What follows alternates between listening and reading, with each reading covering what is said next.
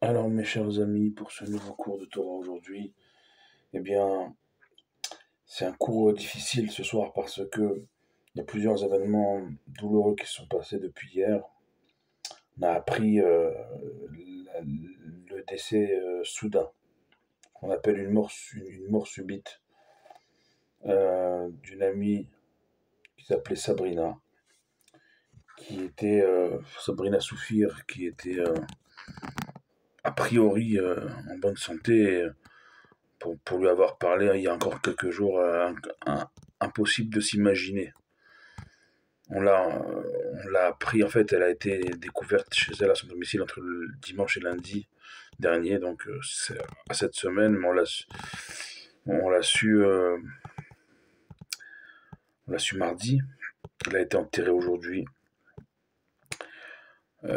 Vraiment, seule chez elle, un décès soudain qui a plongé tout- tous ses amis, bien sûr sa famille, dans le désarroi le plus complet.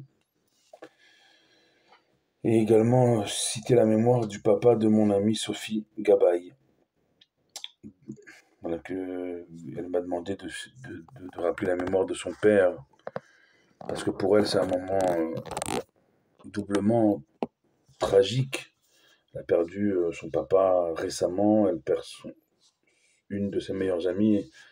Cette semaine, c'est un moment pour elle et pour Sophie, mon amie, qui m'écoute et me regarde. Sophie Gabaye, voilà, que la mémoire de ton papa y soit une source inépuisable de bénédiction pour toi et pour toute ta famille, et que bien sûr la mémoire de ton amie Sabrina, elle soit également une source de bénédiction pour toute sa famille, pour toi et pour tous les amis, pour tout notre peuple, parce que finalement, des décès pareils, ça ne doit pas nous laisser insensibles. Ça doit nous donner des leçons. C'est quoi la leçon? Comme on a dit, d'être le plus clean à chaque instant, le meilleur de nous-mêmes à chaque instant, parce que justement, on ne sait pas quand ça sera notre dernier instant. Et arrêtons de se prendre la tête pour des futilités, encore une fois, on le dit à chaque disparition, mais combien que c'est vrai, combien que c'est, je dirais, plus que vrai. Voilà, vous me voyez essayer de cadrer un peu. Je suis en fait dans ma chambre, pour tout vous dire, mais je suis pas expert en cadrage, vous le voyez. Et en plus, on parle de sujets, on l'a dit, tristes, bien que nous soyons veille de Shabbat, un Shabbat qui va tout de suite déboucher samedi soir sur l'Akba Omer, la Iloula de Rabbi Shimon Bar Yochai, où lui-même a demandé, nous demande à chaque génération de faire le jour de sa Iloula une grande joie, une grande fête. Et c'est ce jour-là qui va marquer la fin de la période triste du Homer et nous projeter juste derrière sur la fête de Shavuot.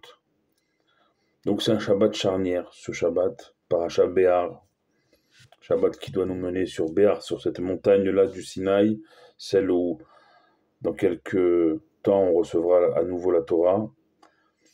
Avant, il y a cette paracha de Béar qui a trait aux lois de la terre. Il y a ce Shabbat, veille de l'Akba Omer, veille de l'Aïloula de Rabbi Shimon Bar Yochai, où l'Aïloula elle va démarrer juste à la sortie de Shabbat. Donc Shabbat et l'Aïloula, Shabbat et l'Akba Omer vont être collés. On sait aussi que l'Akba Omer, c'est ce fameux 33e jour où l'épidémie qui avait importé les 24 000 élèves de Rabbi Akiva s'est arrêtée. Donc c'est un Shabbat qui va déboucher sur une journée de grande joie. Ce cours, je veux aussi le dédier à Mavdil Ben Ametim Lahaïm, en faisant une différence entre ceux qui nous ont quittés, nos chers disparus, et nos vivants, pour la refoua chez les mains, la guérison complète de ma nièce Iska Bat Keren, ma nièce, la fille de mon frère et de ma belle-sœur. On a été ce soir à Jérusalem, à l'hôpital, pour voilà, voir son évolution. Baruch Hashem, c'est un bébé rieur et plein de joie. Elle a quelques petits problèmes à l'oreille avec des otites à répétition. J'ai envoyé son nom au rabbi hier soir. Ce soir, je veux lui dédier ces quelques mots de Torah pour sa refoua chez les mains, avec un Shabbat pour mon frère et ma belle-sœur à l'hôpital. Mais tout est pour le bien et pour que dimanche, si tu veux, ma nièce et ses parents sortent euh, sans plus aucun souci.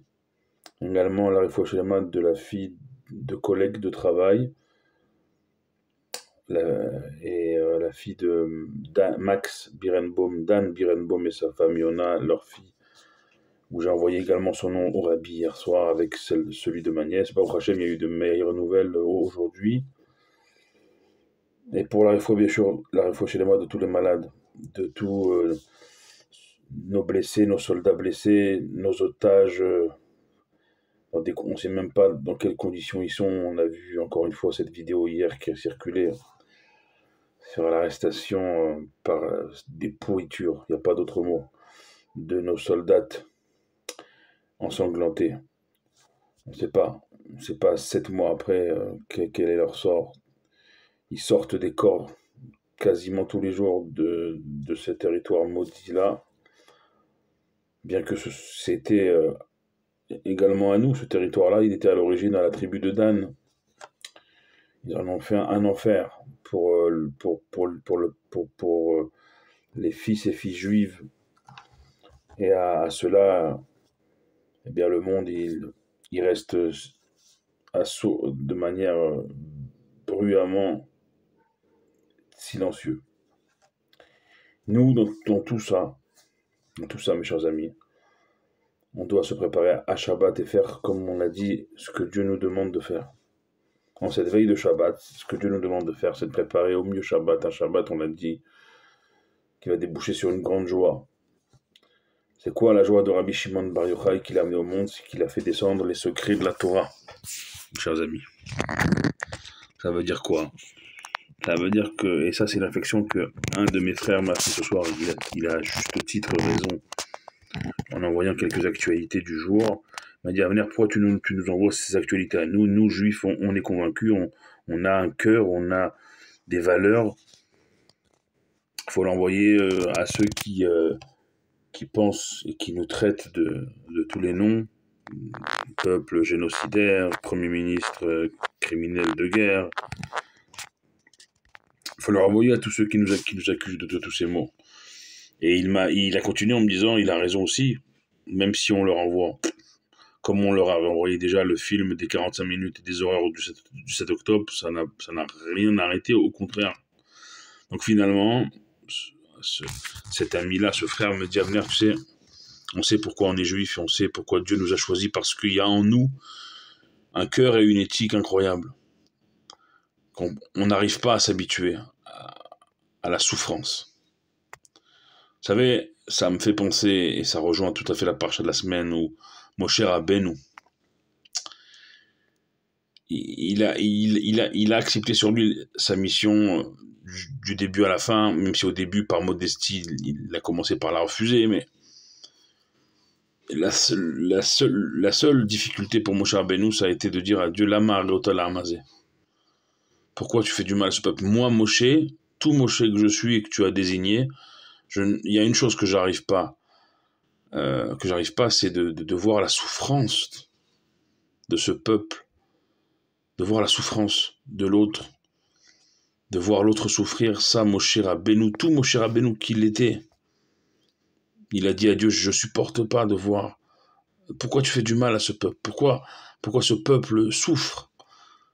C'est la seule chose que Moshe n'a pas supporté tout au long de sa manigoute, de sa dirigeance du peuple juif.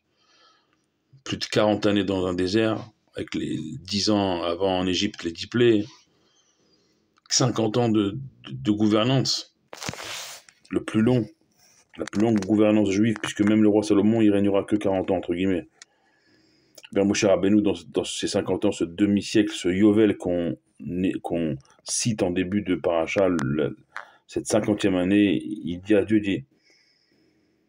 je me suis habitué à tout, je me suis fait à tout, mais alors, voir ne serait-ce qu'un seul de ton peuple, voir ne serait-ce qu'un seul juif souffrir, ça, Moshe dit, je m'y habituerai jamais. Je ne m'y habituerai jamais. Moshe, il peut pas, il n'arrive pas à voir l'autre souffrir. C'est pour ça que tout au long, il va prier jusqu'à outrepasser les limites les injonctions de Dieu concernant le peuple, parce qu'il ne va pas écouter Dieu, il veut sauver coûte que coûte chaque juif de la souffrance. Et quand il s'agit de se sauver lui-même pour entrer en terre d'Israël, là, il obéit à Dieu et il arrête de prier pour lui, pour sa pomme. Mais pour les autres, pour éviter de les voir souffrir encore et encore, il va outrepasser toutes les limites, parce que Moshe, c'est ça un vrai dirigeant, au sens noble du terme. Moshe, avant son siège de dirigeant, avant tout l'attirail qui va avec, les honneurs qui vont avec, eh bien, c'est avant tout quelqu'un qui ne supporte pas la souffrance de l'autre. Alors, faire attention, parce qu'aujourd'hui, en érigeant cette souffrance, on met au même niveau les bourreaux, les initiateurs, de ce cycle, avec ceux qui sont en état de totale et légitime défense. On met au même niveau. Marchemam Vezicham, la CPI, l'ONU, et l'Europe, et Marchemam Vezicham, je n'ai pas honte et peur de le dire. Pourtant, je viens d'Europe, je viens de France, mais quand vous voyez que la France soutient, et que l'Irlande, derrière, l'Espagne, et la Norvège, je crois, ont carrément trouvé le moment opportun pour décider de la création d'un État terroriste palestinien. Enfin, je fais jamais de politique, vous le savez, mais là, il y a un moment donné où le shaker, le mensonge dépasse toutes les bornes. Encore une fois, c'est comme si on avait demandé au débarquement allié en 1945, on avait jugé les armées libératrices américaines, anglaises et russes à l'époque d'armées génocidaires, et on les avait traduits devant la Cour pénale internationale, et on leur avait accusés de crimes contre l'humanité, alors qu'ils sont en train de libérer l'Europe et le monde des nazis. On ne l'a pas fait à l'époque. Pour Israël, pour son Premier ministre, ses soldats, pour ce qu'ils appellent Imar Shemam Vezicham, l'entité sioniste, alors là c'est différent. Parce qu'en fait, au-delà de l'entité sioniste, c'est l'entité juive qui vise. Eh bien, on ne baissera plus jamais la tête. 12 minutes 30, on va arrêter là, mais ouais, s'il y avait une humeur pour ce Shabbat, c'est énergique et combatif. La tête haute, fier d'être juif, de notre Shabbat, de notre Torah, de notre tzadikim comme Rabbi Shimon Bar Yochai, samedi soir après Shabbat, allumer les bougies pour Rabbi Shimon Bar Yochai, demandez toutes vos demandes samedi soir en allumant les bougies pour Rabbi Shimon Bar Yochai. Dimanche, le lendemain, dimanche, toute la journée de dimanche, l'Akba Omer, faites la fête. Et dans votre joie, bien sûr, n'oubliez pas de prier Bisrout par le mérite de Rabbi Shimon Bar Yochai pour la libération de nos otages sains et saufs en vie, très prochainement de retour en terre d'Israël pour nos otages, et également le retour de nos soldats sains et saufs, également en Israël très prochainement, et la protection pour nos civils, pour chaque juif, par le grand mérite de Rabbi Shimon Bar Yochai jusqu'à dimanche soir. Et ça continue même au-delà, chez les Chassidim, on le fête même lundi. Vous pouvez, pour les Sfaradim, commencer à vous raser, vous couper les cheveux, pas avant lundi matin, pour les Sfaradim, pour les Ashkenazim, c'est déjà dimanche. Voilà pour les quelques recommandations, les dernières avant ce Shabbat et ce Lag BaOmer que je vous souhaite le plus puissant et le plus bénéfique possible pour tout notre peuple, où qu'il se trouve.